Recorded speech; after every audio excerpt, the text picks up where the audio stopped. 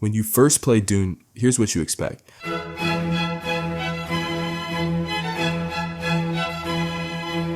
Here's the reality.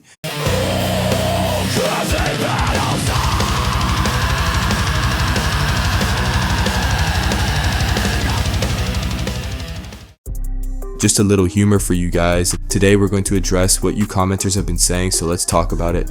Shout out to Xander, who says this patch seems to be all about punishing solo players. So apparently, flower sand is no longer just a resource, it's a death sentence. Worms are popping out faster than patch notes, gankers are circling like it's open season, and solo players, y'all are basically playing on nightmare mode with no rewards. This is imbalance, this is survival roulette. And if you've been in the comments lately, you already know the vibes are off. Some of y'all are frustrated, some are confused, and a few are still holding out hope.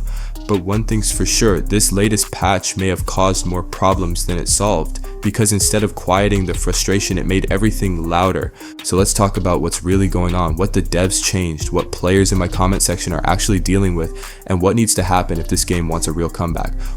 In this video, we're not just reciting patch notes, we're going deeper.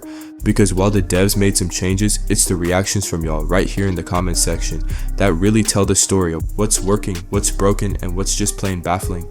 We're gonna break it all down. I'll go over what the developers said they fixed, then I'll show you what players are actually dealing with in-game, straight from the people grinding it out. I'm also sharing the top frustrations, the most requested features, and the 5 biggest changes the devs need to make if they want to stop this game from flatlining. You already know, this ain't a rage fest, it's a community check-in.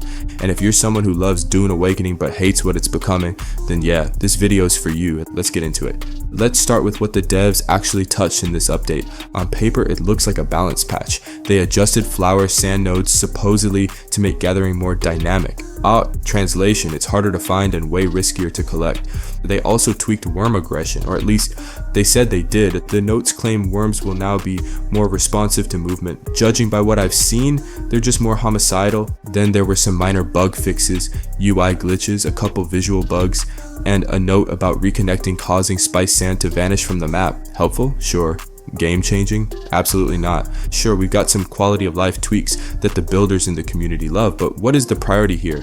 Because while people are busy trying to survive, solo players are still getting rolled, and Thopter PvP still rules the skies like nothing's changed. And if you scroll through my last video's comments, it's clear, people are over it. Let's talk about the group that's catching the most heat right now, solo players. According to some solo players, the game didn't help them, it made their lives much harder, and the comment section is full of people that do not like the recent changes. This subscriber said, they've caused more issues for solo players while doing next to nothing to the gankers, ruining the experience. Thanks Sophie for the comment. Within a few minutes after posting that, it received instant agreement from other players, and she's not the only one pointing it out. One of my subscribers who goes by Jay wrote, made it much harder for solo players. The simple, direct, and accurate. It's not just complaints, it's exhaustion. The survival experience as a solo isn't just hard, it's borderline demoralizing. You step out for flower sand, and if the worms don't get you, an ornithopter will. You try to grind materials and end up watching hours of progress go up in smoke because you don't have backup. Sealor writes, the only thing the flower sand changes do is punish newcomers. Newbies will suffer unless they finally fix the goddamn worm. That one hit hard because it's not just solo main suffering, it's the new players too, the people who might have stuck around. And when your game design scares off new blood, you're not building a community, you're draining it. Now let's talk about the most controversial change in this entire patch, flower sand. The way players are talking about it, you'd think it was the final boss, and honestly, it kind of is. The devs tried to make flower sand more dangerous to raise tension to add risk, but what they actually did was make a basic resource feel like a death trap. This subscriber said, I hate the flower sand change. A lot. Thanks for the comment, Zedicus. And clearly he's not the only one feeling that way. That comment got instant support with other players giving it thumbs up like, yep, same here. Zedicus followed up with a solid point. Spice sand should be dangerous. It's the most important thing on Arrakis. But flower sand? That's like risking your gear for iron or carbon. That's the heart of the issue. The reward doesn't match the risk. I love how my subscriber Hansjorg put it like this. Risk to reward is not balanced. You risk your complete gear and maybe an ornithopter. For what exactly? Literally for sand. And it's not just a joke. People are losing real progress, real loot to a material that's meant to be common. That's not thrilling. That's frustrating. Flower sand isn't elite content, it's not a dungeon boss, it's sand. So once you make it lethal but don't make it rewarding, all you're doing is punishing your base players. And worse, it's pushing away the exact people the game needs to retain: casuals, newcomers, and solo grinders. If that's the patch philosophy, you're not balancing, you're self-sabotaging. At last minute, one of our subscribers, Mr. Meat, came in with a hot tip, and he says it is still super easy to get flower sand without the exploit. Just find a patch that is near enough to a rock, then use a full suspensor and a Shigawire claw to get to safety if you do not want to hop on your bike and bounce. So one day in June, early launch, I watched someone play Matador with a worm for 30 minutes while they were farming sandflower in front of my base. I use the same sandflower farming technique for farming small spice blows without issues. Just use your sand bike and keep it ready in a direction towards safety so you can hop on in an emergency. If you are greedy, then quip storage and fill it up using the same technique. Just stop, slow down. Let the worm activity calm before using the compactor again. Thanks, Mr. Meat. Our community really appreciates your tip. I wish I could include everyone's, but then the video will never end. But thank you all for your input. Don't forget to hit subscribe while you're here. Let's talk about combat, because right now it's a one-sided battlefield, and that side belongs to anyone flying an ornithopter. This game is called Dune Awakening, not Ace Combat Arrakis Edition, but if you've played even an hour of endgame, you already know. Ground players don't stand a chance. The class system, dead on arrival, because what's the point of a roll when rockets from the sky delete you before you can pull a trigger? This subscriber dropped a sharp one. There needs to be vehicle homing missiles in areas that force ground combat. Thanks for the comment, Zimmerman. They also added, you have the whole class system completely wasted when the only thing you see is air combat. And he's right, it's not strategy, it's air supremacy without a counter. You try to gather, aerial ambush, you try to defend your rig, rocket from above, you run out of cover, you're already dead. Another subscriber said this, you mine, and they start shutting down your ornithopter. The only thing you can do is run because yours is already half dead before you even get in. That's not PvP. That's just target practice. There are entire vehicles in this game that serve zero real function at endgame, because if it can't fly, it's basically bait. This isn't just a meta problem, it's a design problem. A survival sandbox is supposed to reward creativity, resourcefulness, and class choice. Right now, it only rewards vertical domination, the players who want to build, fight, and explore on foot or with ground vehicles. They're not asking for handouts, they're just asking for a fair shot. Until that happens, combat in Dune Awakening won't feel like conflict. It'll feel like Grief Fest 2025. Let's be real, there's no endgame right now. What we've got is farming, endless, pointless farming. And for a survival MMO that promised progression, that's not just a letdown. That's a wall. Onijin said it best, it's just farming without purpose. All combat revolves around flying and shooting rockets. The game lacks customization. And look, there's nothing wrong with grinding when the grind means something, but when you're farming just to keep your base from decaying, or logging in to refresh timers, or gathering flower sand that gets you nothing but a worm to the face, that's not gameplay, that's a second job. Multiple people in the comments said they only log in now to maintain what they already built, not to progress, not to explore, not to enjoy. You know what that is? It's not a game anymore, it's a chore list in disguise. No PvE dungeons, no world events, no group content that builds community or gives people something to look forward to. The game loop is stuck in maintenance mode, and that's dangerous because once a game trains players to log in and out of obligation instead of excitement, that momentum dies fast.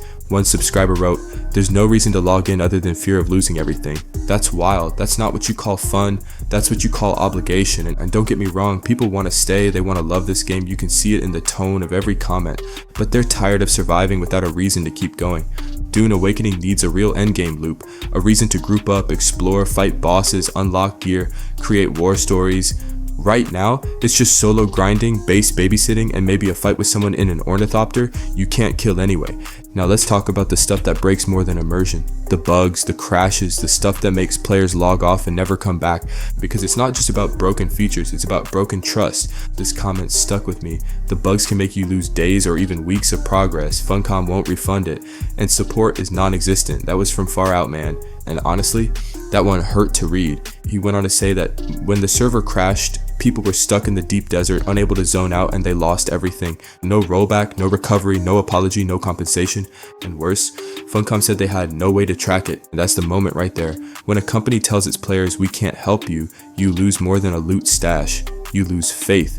One player said the idea of the game was great, but they should have implemented the vision themselves instead of expecting the players to make it work.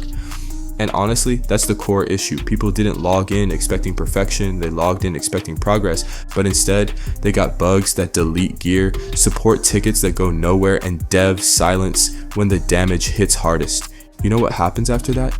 People don't rage, they just disappear. And when your most loyal players start ghosting, not because of balance, not because of PvP, but because of broken systems and ignored pleas for help, that's not a patch issue, that's a reputation problem. The kind of problem that takes months, if not years, to rebuild. And right now, players aren't just losing loot, they're losing patience, they're losing faith.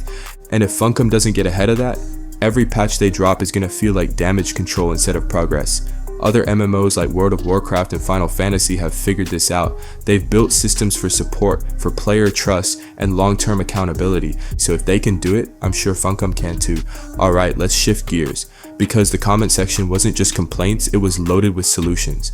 Players aren't just yelling at clouds, they're trying to help build a better game. Over and over, I saw the same few requests come up, things that could actually make Dune Awakening feel playable, fun, and worth returning to. Let's break down the top community solutions straight from the people in my comments. And number 1, we need actual PvE content.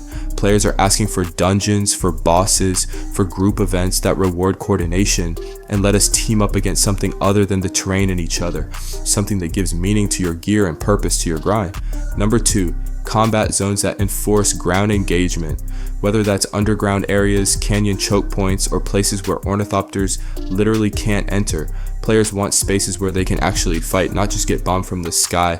Let the foot soldiers breathe. Number 3, Flower Sand needs either reduced risk or better rewards, because right now you're risking your whole loadout for basic material, and that's not balanced, that's broken. A small bump to drop rates or exclusive materials hidden in Flower Sand zones would flip that frustration into excitement. Number 4, solo player incentives. A lot of people play alone, by choice or by circumstance. The game shouldn't punish that. Add scaling content, give solo friendly missions, create meaningful progression without forcing group play.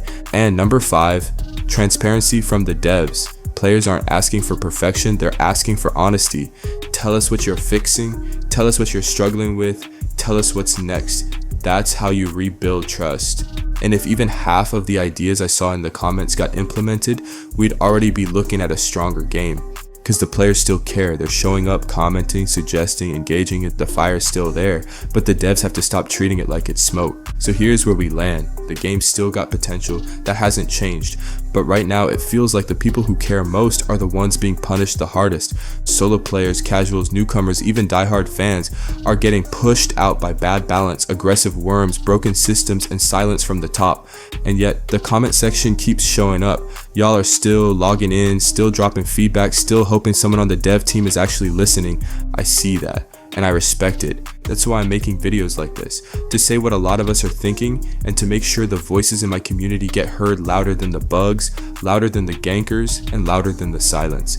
If Funcom drops one solid update, just one, that actually addresses the core issues, I'll be the first to post 3 hype videos screaming, "Come back to Dune Awakening." But they gotta earn it. In the meantime, comment below with what you're still dealing with, what's broken, what's improving, and what would bring you back. I'll feature the best takes in future videos, because this channel's not just mine, it's yours too. And if you're still watching this far, you're the real one. Hit that like, smash subscribe, or a worm is gonna jump you at the same time you get blown up by an ornithopter and then get disconnected. Hey, I don't make the rules. With that, let's keep pushing, because none of us are haters. We are all here with the same goal. We just want Dune Awakening to be what we all know it has the potential to become. Thanks guys for watching and supporting my channel, and with that, I'm out. Peace.